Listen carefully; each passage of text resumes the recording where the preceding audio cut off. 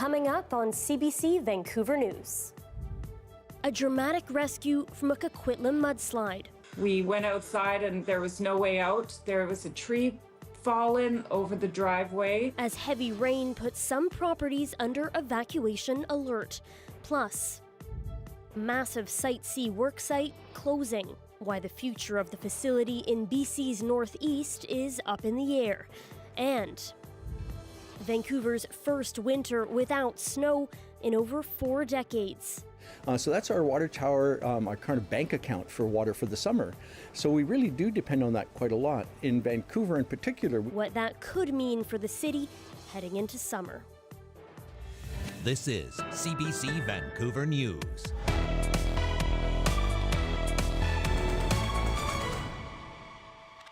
Good evening, thanks for joining us. I'm Michelle Ghoussoub. A geotechnical team is at the site of a mudslide in Coquitlam after several residents became stranded and were airlifted from their homes at the height of yesterday's floods. The cleanup comes as 30 properties in Chilliwack remain on evacuation alert due to flooding risks on the Chilliwack River. Troy Charles has the latest.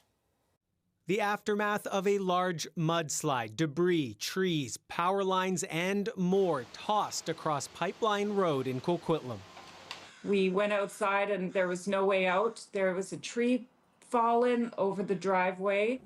Jamie Anderson and her husband Cody Abrams were airlifted to safety after the slide showed up at their doorstep. We grabbed our cat and put her in a bag, and they put a harness on us and lifted us up and dangled us from the bottom of a helicopter over top of a bunch of trees, which, was a little scary. Cody's 90-year-old grandparents, who own a home next door, were also long-lined to safety.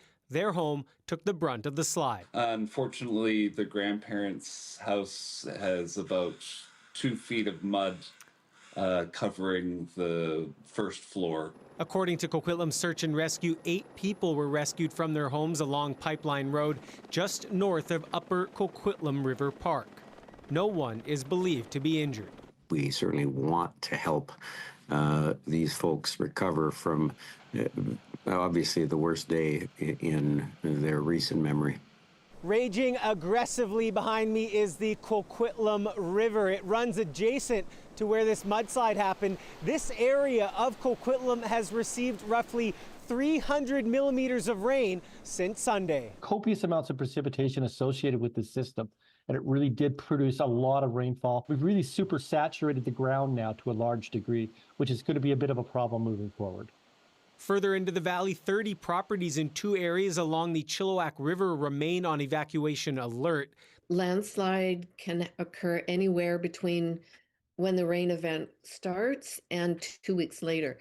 So we're asking people to keep watch, be careful, be ready to leave if they have to. Environment Canada says the worst of the showers should be behind us. On Friday, after a week of never-ending rain, the blue skies finally made an appearance. Troy Charles, CBC News, Vancouver. Vancouver police say 2 suspects are in custody and have been charged with kidnapping following a home invasion Wednesday night. Hearing a kidnapping story, that is very alarming, especially for the community from a residential area. What I can say is that our investigators are working really hard to figure out what the motives are behind it. But again, right now, the suspect and the victim are not believed to know each other at this time. Police say a 62-year-old man was allegedly taken from his home and forced into a vehicle. Half an hour later, that vehicle was spotted near Slocan and East Broadway. The suspects didn't stop for police and were pursued for several blocks until officers boxed them in. After fleeing their vehicle, they were caught with the help of the VPD Canine Unit. The victim was taken to hospital with unspecified injuries. Well, BC's credit rating has been downgraded again. The official opposition says it signals to investors that the province is going broke. Our Janella Hamilton has been tracking this. Janella, just how significant is this drop? Michelle, BC's baseline credit rating has been downgraded by Moody's Ratings from AA1 to AA2. The International Credit Rating Agency cites a decline in the province's credit fundamentals due to high deficits and rising debt. This year's budget forecasts a record deficit of $13.3 billion. But the Premier is defending the province's finances, with David Eby saying the NDP is investing in vital healthcare and infrastructure. With this budget, we had to make a decision. Were we going to, as the Conservatives suggested, make healthcare bear the brunt of cuts to be able to meet a credit rating?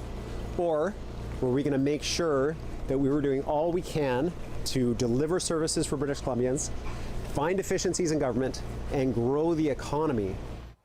Moody's projects the province will have sizable deficits for the next 3 years. And the NDP is defending their plan, but how are others reacting? Well, the BC Conservatives have been quick to criticize this, with interim leader Trevor Halford saying it's time for a budget that restores investor confidence. BC's business community is also reacting. Jairo Eunice with BC Business Council says the province's credit rating has declined quickly since 2021. He says the drop suggests the province is riskier for investors, which may force the government to pay higher interest rates, which ultimately may affect British Columbians. And every additional dollar spent on interest is a dollar that's not being spent on healthcare, education, infrastructure, or tax relief. Finance Minister Brenda Bailey says despite the rating change, BC remains one of the highest rated Canadian provinces. Our Janella Hamilton reporting. BC Hydro says the massive Site C work camp in Northeast BC will close on March 31st. The utility says it remains optimistic the camp can be repurposed, even after a prospective buyer fell through. But as Matt Prepros reports, the future of the massive facility is still unknown. I'm standing here in front of the Site C work camp just outside of Fort St. John. Thousands of workers have called this place home since 2016, building the Site C dam, which became fully operational last year. The camp cost nearly $500 million to build and operate, but at the end of this month, the last few hundred workers who remain here will all have to leave when BC Hydro ends its operations and closes the doors. At this stage, it's still unclear whether the facility is being sold, after a preliminary deal with one potential buyer last fall fell through. BC Hydro says it's confident the camp assets, which include 21 three-story dorms, a movie theater, gymnasium, and a cafeteria, will be repurposed. In December, the Crown Corporation told the BC Utilities Commission that it signed a letter of intent and was working towards signing a definitive contract. But in a statement to CBC News, the utility says that deal never actually materialized, and it's been studying its options for the future of the camp since 2023. Over 100 parties have expressed an interest in the camp. One group continues to lobby local governments for support to turn the buildings into an Indigenous-led vocational training center. BC Hydro previously said the structures might be demolished and sent to the local landfill if a buyer isn't found. Matt Preprost, CBC News, Fort St. John. Well, it's official. Vancouver has recorded its first snowless winter in 43 years. Good news for motorists and for those who just don't like those conditions. But as Caroline Bargood explains, the lack of snowfall could have serious repercussions this summer. While parts of the country have been hammered with snow this winter, Vancouver has had none. It's the first time that's happened in 43 years, according to Environment Canada. This winter, on 3 occasions, there have been a few flurries, but not enough accumulation to measure snowfall. On Grouse Mountain, skiers are trying to make the most of it. I'm a big advocate for slush skiing. Sometimes we need to reassess our expectations and have fun with what we got. This winter has seen a lot of rain. Environment Canada says it's been relatively normal in that regard, but the lack of snowfall could have repercussions this summer. Vancouver has 3 reservoirs that heavily depend on a slow snowmelt to keep them full. They hold the city's drinking water. Unless we see some more snowfall and start building up those snowpacks in late March and early April on the North Shore Mountains, there's going to be concerns. A drier winter will be a problem for farmers and could pose a greater risk of wildfires. That's not all. There's an enormous ecosystem out there that is also dependent on water. And as that ecosystem dries out, fishes and all sorts of other things that live in freshwaters and around freshwaters are really compromised as well. No snow and warmer temperatures also mean some black bears have woken up early from hibernation. The snow can insulate them from water, and if they get water running through their den, I've seen dens like that. When they do melt, it's pretty uncomfortable in there. I would guess that they'd be saying, geez, I should have picked a better den this year, and they'd have to get up because they don't want to be sitting in a puddle. He says while the lack of snow is rare, it's not unheard of, and the bears have learned to adapt. Caroline Bargut, CBC News, Vancouver. The weather update is brought to you by Paul Davis Property Restoration Experts. When things go wrong, we do what's right.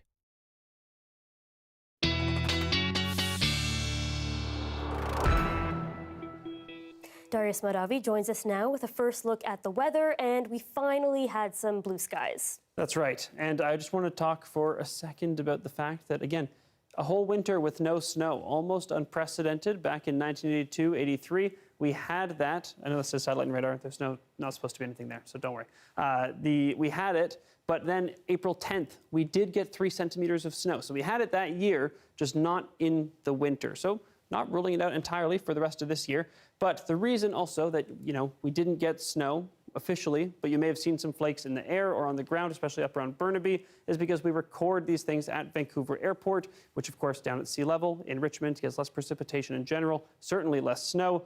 But places like Grouse Mountain, the West Vancouver station, sure, they may have recorded snow, you may have seen it, but just doesn't really count for the official record. And why do we record at the airport? Because it has the longest and most consistent period of record.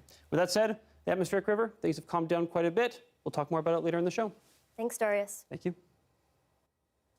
Some of the Iranian and Persian diaspora is celebrating Nowruz, the first day of their new year. This year's celebrations come with pain and grief as war ramps up in Iran. CBC's Pinky Wong talked to some community members in North Vancouver.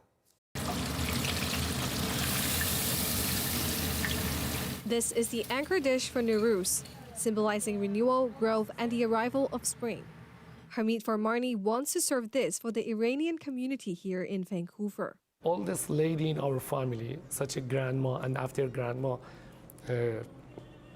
my mom, that I kiss her hand,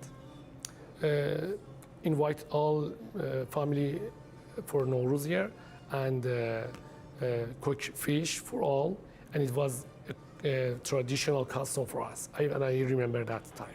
Having moved to Vancouver a decade ago, he says the celebration this year comes with mixed emotions as war continues to engulf the Middle East. We don't know, we can celebrate it, we should be happy, we should be unhappy, because our family in Iran is a bad situation. The new year is also celebrated by arranging a half-seen table that features items that represent health, love, and prosperity. 7 things start with S. For example, this one is sumac. Many are also preparing for the new year with heavy hearts. I am happy that we're moving a little bit and toward the end of this regime. However, on the other hand, is like lots of our friends and families, they are still there. This is special because after 15 years, I was able to reunited with them last night. This expert in Persian culture says Nowruz also symbolizes light over darkness. In times of atrocities that we see from the government, going back to our roots as Iranians would be the best remedy to energize the community. He says it's an anticipation of a new, brighter future. It's a new year, maybe they could be free again. Pinky Wong, CBC News, North Vancouver. And as the holy month of Ramadan comes to a close, BC's Muslim community is coming together to break their fast and begin 3 days of celebration for Eid al-Fitr.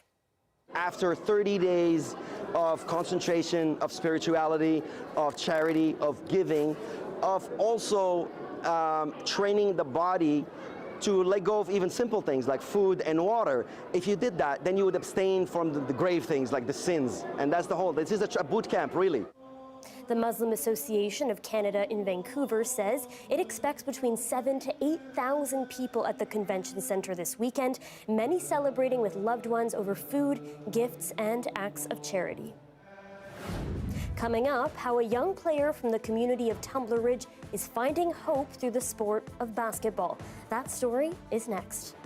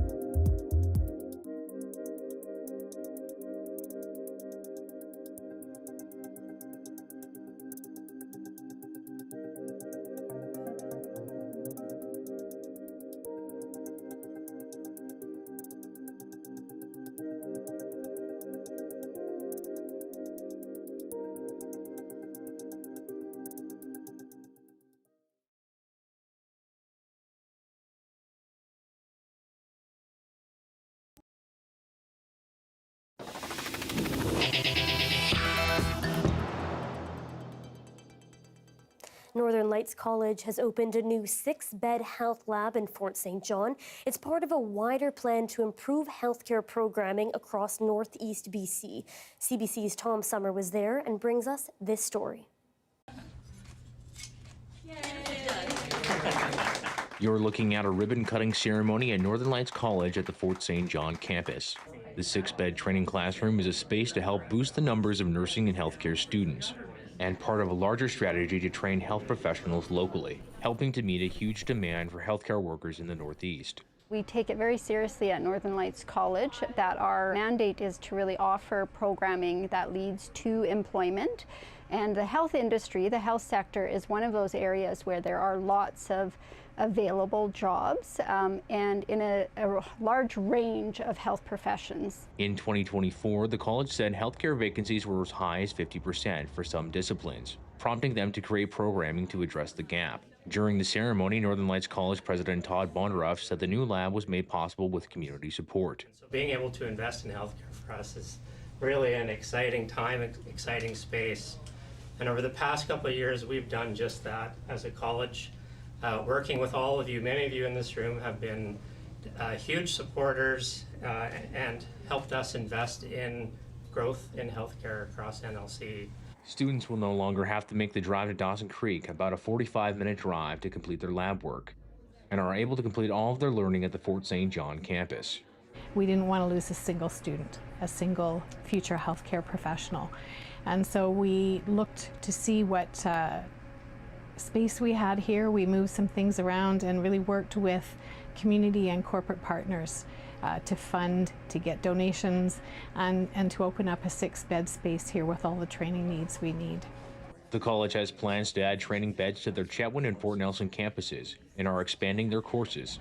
A new pharmacy technician program will launch in August, while a mental health care program starts in November. Tom Summer, CBC News, Fort St. John.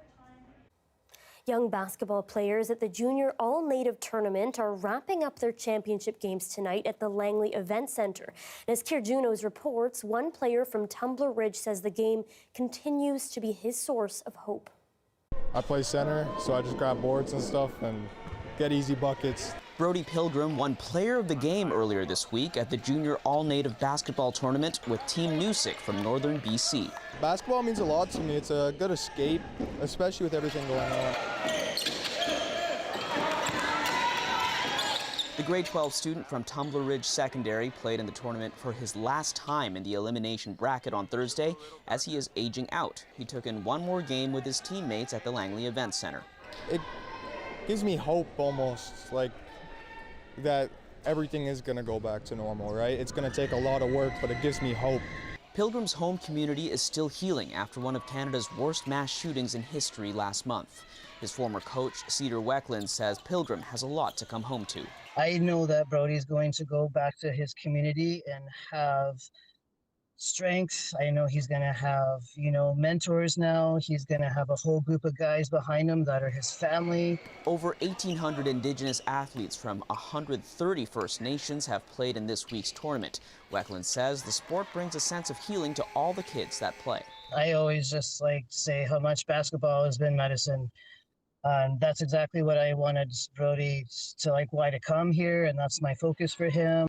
Pilgrim hoping to bring that strength home. Love you guys. I love all you guys. Kier Junos, CBC News, Langley. After days of soaking rain, some sun finally in the forecast. Welcome to spring, BC. Darius joins me for your full forecast next.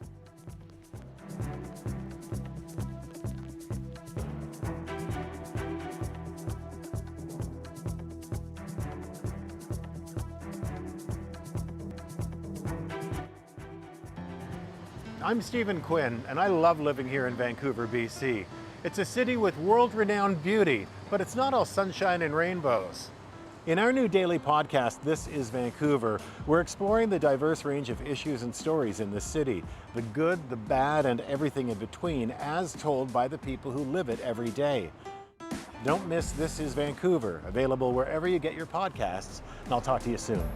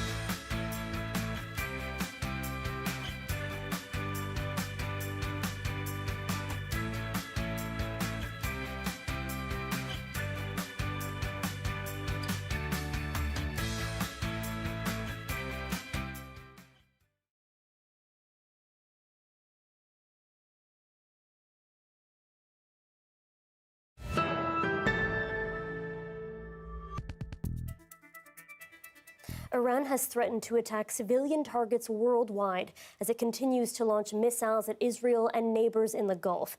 Meanwhile, Israel has kept up its attacks on Iranian targets, and the U.S. is sending more Marines to the region. The fighting is overshadowing what normally is a time of celebration. The CBC's Katie Simpson reports from Doha. Iran is threatening civilian targets all over the world as it tries to project an image of strength. Videos reportedly showing Iranian missile launches aired on state television as a senior military official says it will go after American and Israeli officials at tourist sites, parks, and recreational spaces, anywhere.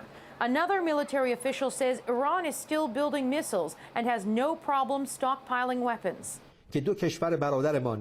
It comes as state TV read a letter to mark the Persian New Year, allegedly from Iran's new supreme leader. It encouraged Iranians to stay in the fight, but notably, it was a written statement. The new supreme leader has not been seen in public since reports he was severely injured and possibly disfigured, leading to intense speculation about his condition and his whereabouts. Both the U.S. and Israel say new airstrikes have been carried out, hitting targets across Iran. While video captured the moment debris from an intercepted Iranian missile struck a parking lot near the walls of Jerusalem's Old City. The fighting is overshadowing what should be a celebratory time across the region. Eid festivities and traditions are more muted this year, as are Persian New Year festivities. Katie Simpson, CBC News, Doha. And if you're wondering how Iran's blockage of the Strait of Hormuz affects the cost of energy here in oil-rich Canada, host of CBC's About That, Andrew Chang, explains. How does an oil blockage halfway around the world in the Middle East affect the price of gas here in Canada so quickly? Like, almost none of the oil that tankers carry through this tiny little waterway that Iran has blocked even comes to Canada. The vast majority goes to Asia. And yet, gas prices here up and up and up. What is that invisible string that connects the two things? Iran continues to threaten to strike any ship that travels through the crucial strait. What this does is drives up the cost of oil and ultimately the price that people pay at the pump. There are at least dozens of tankers waiting to enter the Strait of Hormuz, and there are literally hundreds of ships inside the Persian Gulf trying to get oil out of that area. Those ships, they represent bits and pieces of a much larger machine that can move oil from basically any country to any country. So the global oil market is a bit like a swimming pool. Whether oil is pumped into the pool by Canada, the US, or Saudi Arabia, it's all going into the same place, onto the same market. And countries around the world draw from the same place, the same market as well. That's the global supply of oil. But let's say one giant pipe suddenly gets blocked, like oil tankers unable to pass through the Strait of Hormuz. The water level for everybody drops. And that makes the value of that commodity, oil in this case, go up. A major supply disruption anywhere translates into a price increase everywhere. As for why that price increases so quickly, gas stations, they're not charging you what they paid for the gas you're pumping. They're charging you for what it'll cost them to replace the gas you're pumping. The Cuban government has declared that neither the country's political system nor its president's term in office are negotiable. That announcement is a response to reports Washington wants to remove the Cuban president. Cuba confirmed it was in talks with the U.S. about the oil blockade imposed by Donald Trump. Jorge Barrera is in Havana with a look at the blockade's impact. This place used to bustle with tourists lining up just to get a ride in some of these beautiful old classic cars through the heart of historic Havana. But the taxi drivers who drive these vehicles told me that the tourists just aren't here, that the tourism as a whole has completely collapsed because of the now 3-month-old oil embargo imposed by U.S. President Donald Trump that has had a devastating effect on life here in Cuba. It has affected everything from the price of food, where we went to a market today and we're told that everything from rice to cooking oil to onions, that price has all skyrocketed, making life that much more difficult in a country that was already struggling. Now, these taxi drivers here were allotted several hundred liters a day to drive tourists around. Now, they're only getting 20 liters a day. And most of the people who are driving around are getting gasoline on the black market, where gas, before the oil embargo, went for about $1.30 a liter. Now it goes for up to $10 a liter. And on top of that, you have these rolling blackouts where there's basically electricity rationing. We're told that depending on the neighborhood, people get only 2 hours of electricity a day. And when they get the power, that's when they have to cook. And they can't store meats. They can't store the chicken. They have to buy on that day what they are going to eat, because they can't rely on electricity to keep their fridges going. But despite everything that the people we spoke to are facing, they say, we've lived through hardship before and we will continue to adapt. But when you ask, what do you think the future holds? They say, we really don't know. We're focused on just getting through the day. Jorge Barrera, CBC News, Havana, Cuba. A fifth estate investigation is looking into the big business behind online extremist content. A platform called Entropy is the brainchild of 3 Canadians. And as Ayuna Rumeliotis learned, it helped a neo-Nazi group spread its deadly influence. A quick scroll on Entropy's homepage reveals a lot, but the platform does more than host dozens of white supremacist voices. It helps them make money. They're making money off of intimidating people. They're making money off of trying to provoke and harass people. It's the Jews! Among those on Entropy, a neo-Nazi group called Goyim Defense League, or GDL. GDL collected donations on Entropy while its members spread hate and attacked people in Nashville in July 2024. One of GDL's flyers was also linked to a school shooting in Nashville a few months later. The group's leader celebrated any potential influence it had on the student who opened fire. Propaganda's so strong over here. Será su cadenita. 16-year-old Jocelyn Diana Correa Escalante was killed that day. Her parents are horrified that there is profit to be made from their pain. Son personas que no se tocan la conciencia, como que no tienen un corazón. Within 2 years of its launch, Entropy's co-founder posted that the platform had processed more than $3 million in transactions. Its owners take a 15% cut of the revenue. We tracked down the Alberta couple behind Entropy to Tbilisi, Georgia, where they have lived since 2022. They left.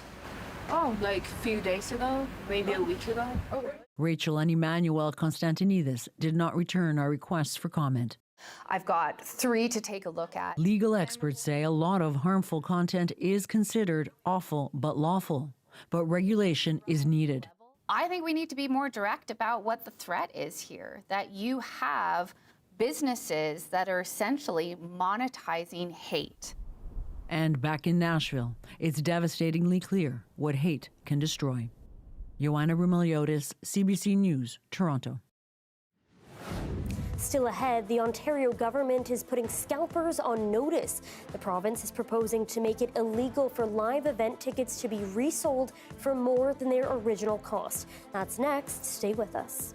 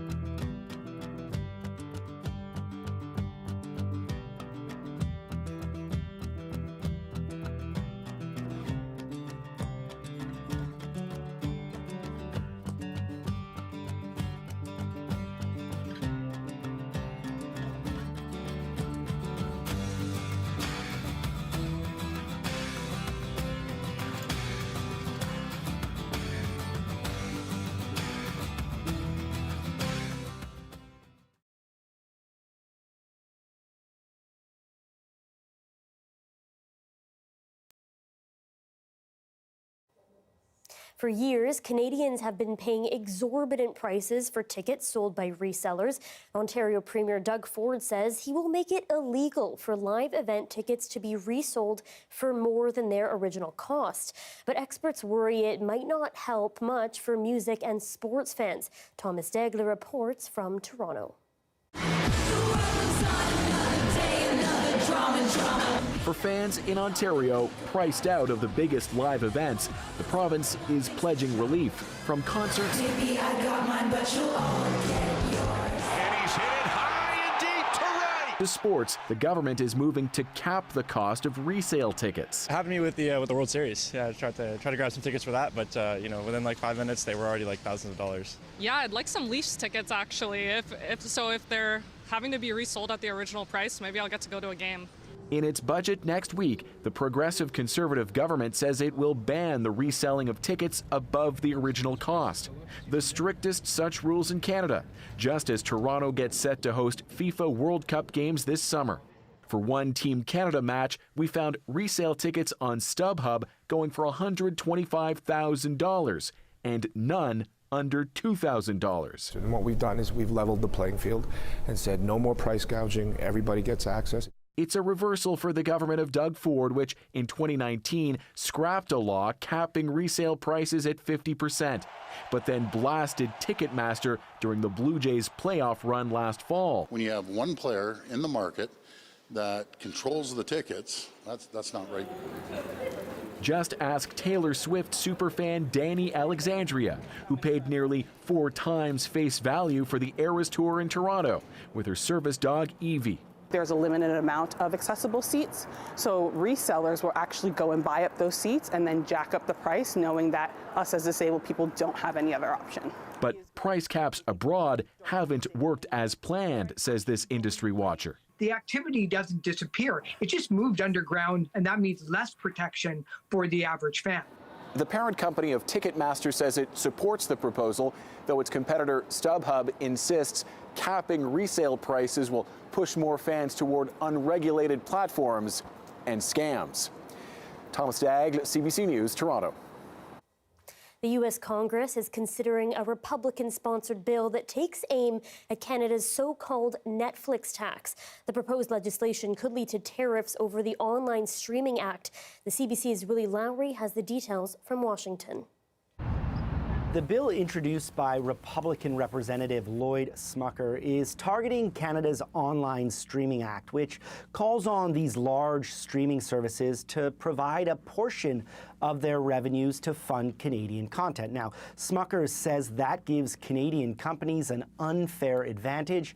In a statement, he said Canada's unfair policies stack the deck against U.S. companies, creators, and workers.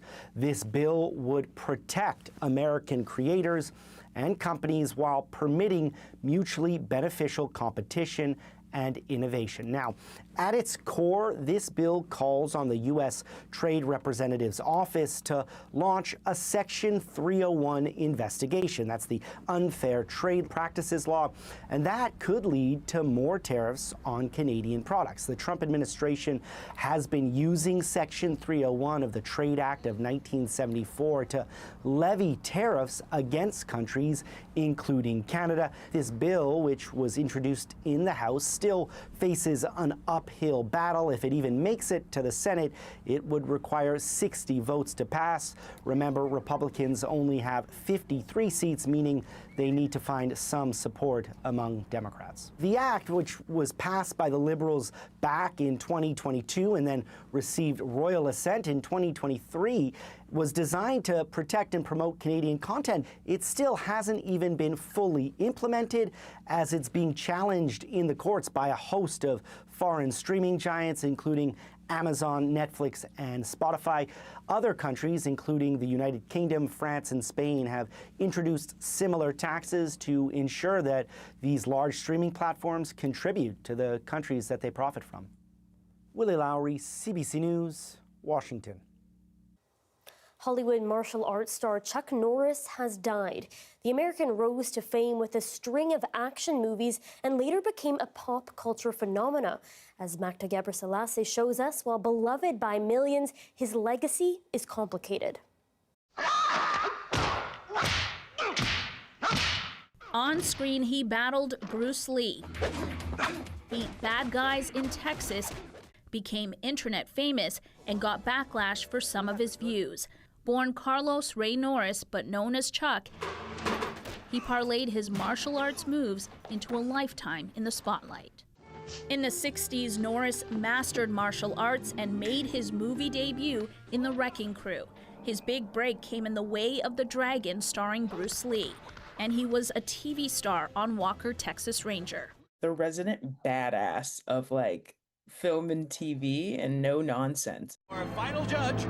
Comedy got his thumbs up in this cameo in the 2004 movie Dodgeball, and he piqued the interest of younger generations, inspiring viral social media posts, poking fun at his legendary strength.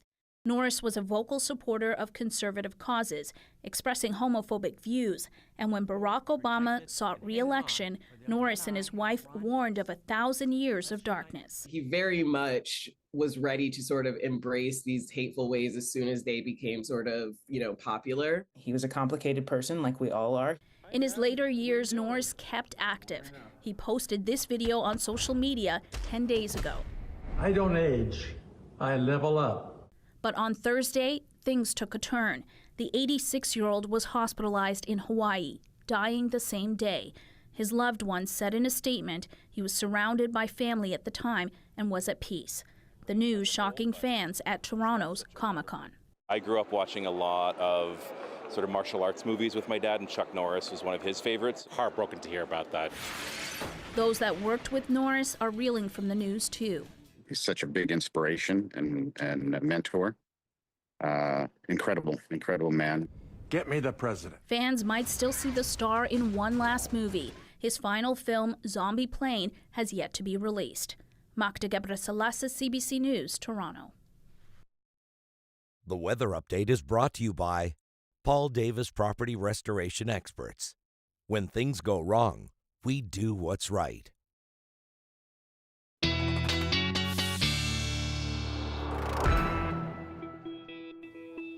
And Darius Madavi is back with your full forecast. Blue skies today and warmth coming from some regions of the province. That's right. We've seen warmer than normal temperatures here on the coast because of that atmospheric river. But in the southern interior, some temperature records have been broken in places like Kamloops and Summerland yesterday. And still abnormally warm today, 21 degrees in Kamloops. Those temperatures return towards normal over the next few days here in BC, although another bit of warmth is likely early next week. But in other places, not so much relief is on the way. If we zoom out here, the heat isn't just here in BC, but this ridge of high pressure, this very strong ridge that's sitting over the southwestern U.S., generating record-breaking temperatures. And I'm not talking about daily records here. The hottest temperature ever recorded in the month of March in the entire United States was broken yesterday. That's a record that has stood for a very long time. It hit 43.3 degrees Celsius in Arizona yesterday. Several towns in California hit 42.2, tying the previous record over the last couple days. But that heat is spreading across the southern U.S., and we're seeing record-breaking temperatures. We're talking, I believe, almost 1,000 daily records broken over the last few days, with some places expecting to see those daily records continue to be broken for a week or more. Now, here on the coast, we've been dealing with this atmospheric river, although now most of that impact has been shifting towards the southeastern parts of the province because it started to move off. Now, this has had a big impact in a number of ways, but not least because of the snowpack, which has already been doing pretty bad in the southwest and in other parts of the interior, like the Okanagan, and that heat, that warmth, and that rain falling in the Alpine further exacerbating that problem and also leading to all the flood watches that we've been seeing in parts of BC. Now, the other thing I wanted to talk about here is the precipitation that is still to come. We still have some coming for the north and central coast, maybe parts of Vancouver Island over the next few days. Thunderstorm also possible in places like Haida Gwaii and Tofino as we get into tomorrow. But most of that precipitation is going to be pretty light, nothing like what we've seen in recent days. The avalanche danger is going to be coming down over the next few days. We do have some sunshine for most places, including here in Metro Vancouver. Thank you, Darius. Thank you. And a new and very special resident of a zoo in Berlin has been named. Lily was born just after New Year's. Her name was selected from more than 1,000 suggestions by zoo visitors. Lily's mother is an Indonesian tiger known as a Sumatran tiger. There are only about 600 to 800 left in the world. The zoo director says it's important to realize they carry vital genes. After the break, inside an immersive first-person drone racing league, from games to grassroots culture. Stay with us.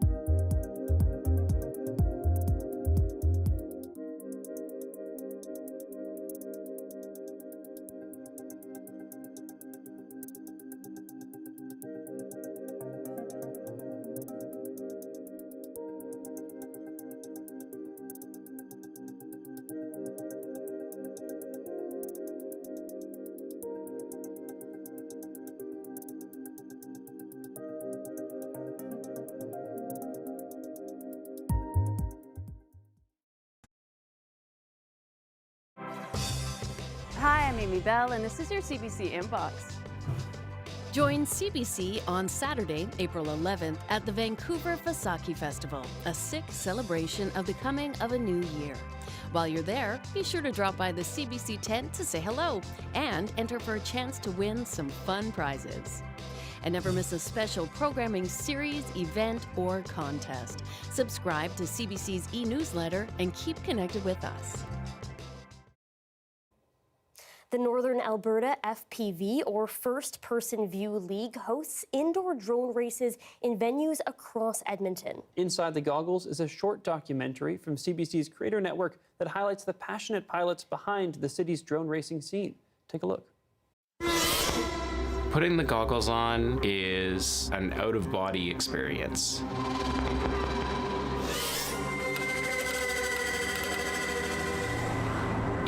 feels really fast.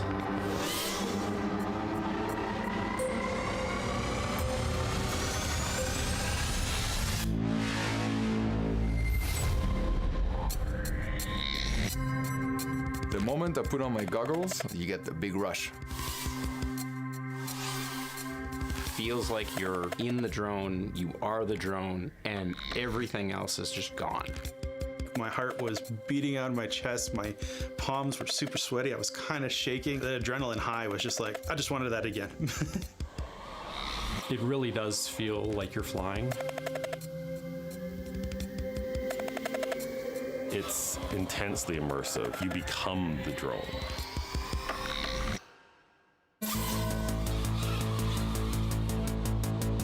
Flying to me is just a form of freedom and expression. I've been racing since January 2021. Bought a controller, tried the simulator, and a week later ordered my first drone, and it was far more fun than I had expected it being. Community was pretty small in the beginning. It wasn't even so much as a club back then. It was just a couple of friends getting together to fly our drones together. Flying season is so short here, especially in the wintertime, that we really needed an indoor space. But when people hear you're gonna fly drones and you wanna fly them in our building, the very first thing that we hear is, we're not gonna allow that. And the hurdle has been trying to legitimize the hobby so that we can gain access to some spaces so that we can get together and fly.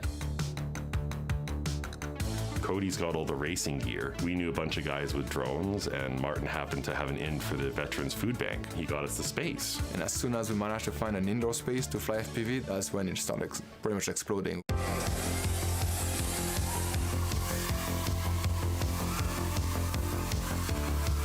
And the club kind of just went from there. We did one race, it went well. We did a second race, it went awesome. Our first race was 7 people, and then went to 8, went to 9, went to 10, and then got to like 25, and I was like, okay, we have something here that's special.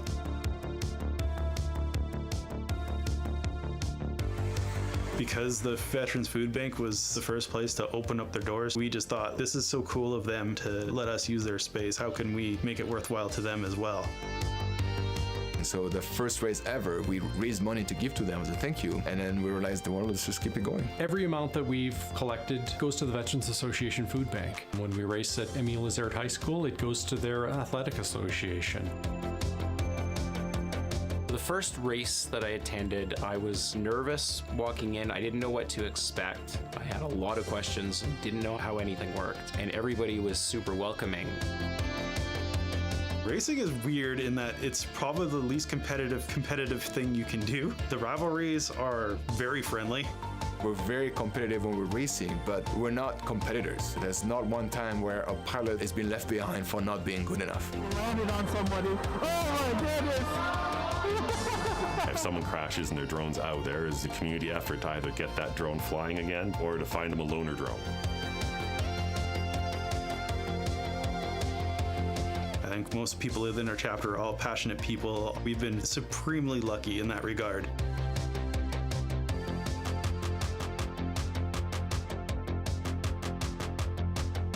I had a ton of fun on my first race. Everybody's there to support everybody else.